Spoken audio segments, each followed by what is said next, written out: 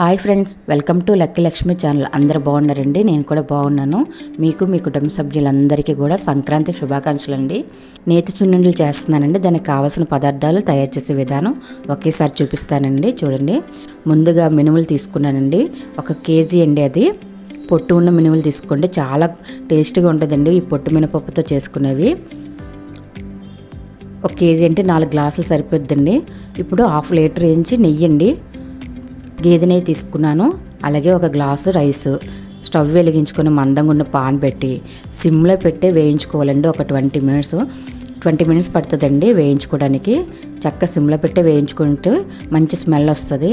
80% అయ్యాక అప్పుడు మనం రైస్ వేసుకుంటే సరిపోతుందండి.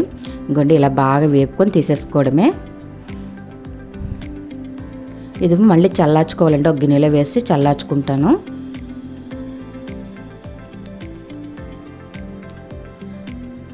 ఇది చక్కగా నోట్లో పెట్టుకుంటే చక్కగా కరిగిపోద్దండి, అంత బాగుంటాయండి. నేతిలో మనం షుగర్తో చేసుకోవచ్చు, బెల్లంతో కూడా చేసుకోవచ్చు. అందరూ బెల్లంతో తింటారు కదా, కొంచెం షుగర్తో కూడా మీరు ఒకసారి ట్రై చేయండి. ఇంకా నెయ్యి కూడా అదే స్టవ్ మీద వేడి చేసుకుంటున్నానండి. అదే స్టవ్ మీద ఒక గిన్నె పెట్టి నెయ్యి వేసుకున్నాను. అది వేడెక్కాక పక్కన పెట్టుకున్నానండి. చల్లార్చుకోవాలి గోరువెచ్చగా ఉన్నప్పుడు. ఒక మిక్సీ జార్ తీసుకొని షుగర్ తీసుకొని 2.5 గ్లాసులు షుగర్ తీసుకొని బరకగా ఒక రౌండ్ తిప్పితే సరిపోద్దండి. ఇదిగోండి, అంత గరుకుగా ఉంది. ఎందుకంటే పిండిని మాత్రం మెత్తగా పట్టించుకుంటే షుగర్ కొంచెం గరుగ్గా ఉంటే సరిపోతుందండి. ఇదిగోండి, ఆ పిండిలోని షుగర్ అంతా బాగా కలుపుకొని ఇలాచి పొడి కూడా ఒక 2 స్పూన్లు వేసుకొని ఈ షుగర్ అంతా కలిసేటట్టు కలుపుకోవాలండి.